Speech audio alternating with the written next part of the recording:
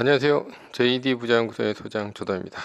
오늘은 장단기 금리 역전 침체 신호 과연 올 것인가 여기에 대해서 한번 말씀드리도록 하겠습니다. 2022년 3월 29일 화요일 시간입니다.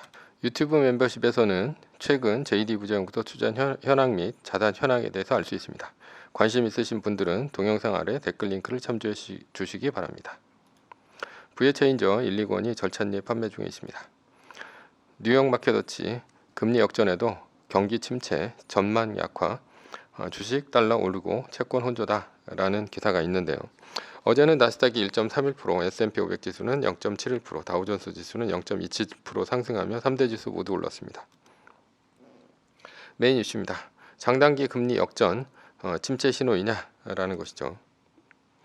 이미 장단기 금리가 5년물과 10년물 미국 국채 금리는 역전을 했습니다. 원래 단기 금리가 더 싸고 장기 금리가 더 비싸야 정상입니다. 이것이 역전했다는 것은 앞으로 경기 침체가 온다는 신호입니다. 왜냐하면 단기 금리는 연준이 컨트롤을 하고 장기 금리는 시장의 영향을 받습니다. 연준은 기준금리를 올린다고 하니 단기 금리가 당연히 올라갈 것이고요. 시장에서는 앞으로 경기가 안 좋을 것 같으면 장기 채권을 사니 장기 금리가 떨어지는 것입니다. 즉 단기 금리는 올라가고요. 연준 때문에 장기 금리는 시장의 영향을 받으면서 내려가면서 결국 단기 금리가 장기 금리를 앞서는 희한한 현상이 벌어집니다. 이런 현상이 벌어지고 나서는 약 18개월, 즉 1년 6개월 후에는 경기 침체가 온다는 것입니다. 하나마나한 얘기 같지만 그렇습니다. 왜냐하면 앞으로 1년 6개월 후에 경기 침체가 온다고 해서 당장 주식을 팔아야 하는 것도 아니고 매번 이것이 또 맞추는 것도 아니기 때문입니다. 그러니 참고만 하시면 됩니다. 오히려 마이너스 3%나 리밸런싱 등이 바로 대응할 수 있는 옵션입니다. 어제는 이외에도 중국 상하이의 순환봉쇄 소식에 유가가 떨어지면서 나스닥이 올랐습니다. 다만 테슬라와 애플 등 중국 경기에 민감한 주식은 떨어져야 정상인데 테슬라, 애플 모두 올랐습니다. 테슬라는 액면 분할 얘기에 오히려 올랐고요. 애플은 상하이의 봉쇄 소식과 아이폰 SE를 줄인다는 소식에 더블로 떨어지다가 장 막판에 살짝 올랐습니다. 달러 가치는 거침없는 상승세를 이어갔는데요. 달러가 비싸다는 것은 그만큼 다른 나라가 개판이라는 얘기입니다. 첫 번째 이유입니다. 유럽은 러시아 우크라이나 전쟁으로 러시아의 값싼 가스를 쓸 수가 없어 가스값이 비싸지면 가뜩이나 공급망 이슈로 안 좋은데 더블로 안 좋습니다.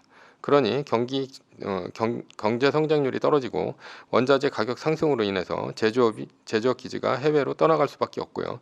주가 유로화가 떨어지는 것이 보통입니다. 그러니 유럽이 안 좋습니다. 두 번째 중국인데요. 이번 상하이 봉쇄에서 볼 수 있듯이 중국의 가장 큰 문제는 아직 코로나 집단 면역까지는 한참 멀었다는 얘기가 있습니다. 자국 백신 한계와 강제적으로 제로 코로나 정책으로 인해서 문제가 덮여 있는 것이지 근본적인 해결 없이 언제 터질 수밖에 없는 화약고 상태라는 얘기입니다. 게다가 이번 러시아 우크라이나 전쟁으로 인해서 대만의 중국 침공을 염두에 두고 글로벌 자금들이 빠져나갔습니다. 중국의 빅테크가 중국 정부의 이러한 우려로 인해 경기 부양 정책을 쓰자 갑자기 20-30% 올랐던 적이 있는데요. 오히려 글로벌 자금들은 지금이 팔 기회다 라고 하고 대거 팔고 떠났습니다. 게다가 원자재발 인플레이션은 중국의 경제 성장률에 영향을 줍니다. 왜냐하면 원자재 가격이 올라가면 브랜드 가치가 없는 기업들이 대부분인데요. 중국 기업들은 이런 중국 기업들은 소비자에게 가격 전가를 못해 기업 가치가 떨어지게 되어 있습니다. 테슬라, 애플이 아니지 않습니까? 이러한 것들이 중국 주식들을 힘을 못 쓰게 합니다. 중국도 그래서 안 좋습니다. 세 번째 신흥국인데요. 한국을 비롯한 신흥국들은 미국이 본격적으로 금리를 인상을 하면 타격을 받게 되어 있습니다. 왜냐하면 미국이 금리를 요즘 0.25bp가 아닌 0.5bp의 빅스텝으로 올리려고 하고 있고 7회 이상 금리 인상을 하려고 하고 있습니다. 물론 그 전에 이제 인플레이션이 꺾이면 이 정도까지는 안 하겠죠. 만약에 근데 이렇다면 당연히 글로벌 자금들은 신흥국에서 돈을 빼서 미국으로 돌아가려고 할 것입니다. 이러면 신흥국에서는 더 빨리 더 많이 금리를 올려야 합니다. 그래야 빠져나가는 글로벌 자금을 붙잡을 수 있습니다. 좀 더 심하면 미국 채권을 팔아서 신흥국들은 미국 채권을 팔아서 글로벌 자금에게 달러를 줘야 할 가능성도 있습니다. 연준이 QT, 즉 양적 긴축을 하면 미국의 채권들은 더 많이 시중에 풀리면서 더 가파르게 금리가 상승할 수 있습니다. 그러면 신흥국 기업들에게는 좋을 것이 없습니다. 조달금리가 올라가고요. 그로 인해서 영업이익이 줄어들면서 실적 악화와 함께 주가가 빠질 수 있습니다. 게다가 금리가 올라가면 시중에 자금이 마르면서 부동산 가격이 침체될 수 있습니다. 부동산 가격이 침체하면 개인들은 여유 자금을 주식에서 뺄 수 있다는 것이죠. 그래서 신흥국의 주식, 부동산이 안 좋은 것입니다. 신흥국도 결국 안 좋습니다. 네 번째 미국인데요. 미국도 타격을 받겠지만 가장 나중에 타격을 받을 가능성이 있습니다. 첫 번째는 이제 브랜드 기업인데요. 이유는 인플레이션 때문에 원자재가 오르면 가격을 전가할 소비자 브랜드 기업이 넘쳐납니다. 애플, 테슬라, 맥도날드, 스타벅스, 코카콜라 등등이죠. 다만 브랜드가 없는 기업들은 타격을 받을 수 있습니다. 두 번째는 세계에서 가장 큰 내수 시장인 미국 시장이 있다는 것이죠. 미국은 세계에서 모든 물건을 미국이 다 소비하는 것은 아닙니다. 다만 세계에서 가장 소비 규모가 크고 왕성한 것이 바로 미국입니다. 따라서 자국 물건은 자국 소비자가 쓴다고 생각하면 됩니다. 그래서 다른 나라 경기 침체가 와도 미국에서 경기 침체가 안 오면 문제가 없는 것이고요. 그리고 미국은 가장 늦게 경기 침체가 옵니다. 바로 미국의 경기가 꺾이지 않으면 미국의 내수 경기는 살아있기 때문인데요. 그러나 미국을 제외한 나라들은 미국으로의 수출에 이럴 때 사활을 걸게 됩니다. 이럴 경우 미국이 관세를 올리면서 빗장을 닫아 걸면 다른 나라들은 경제 성장률과 기업 실적이 동반 하락하게 됩니다. 그러나 미국은 그렇지 않다라는 것이죠. 세 번째는 달러인데요. 이렇게 미국의 소비 시장이 강한 이유가 무엇이냐? 인플레이션으로 인한 글로벌 자금들의 미국 환류, 그러니까 미국으로 돌아가기로 인해 달러 가치 상승이 일어나고요. 달러 가치 상승은 인플레이션을 어느 정도 해지할 수 있기 때문입니다. 즉 달러 가치가 비싸니까 비싼 물건을 싸게 살 수 있다는 얘기입니다. 네 번째는 유동성인데요. 당연한 얘기지만 미국은 달러 유동성이 어느 나라보다 풍부합니다. 미국은 국채를 아무리 찍어대도 디폴트 날 염려가 없기 때문입니다.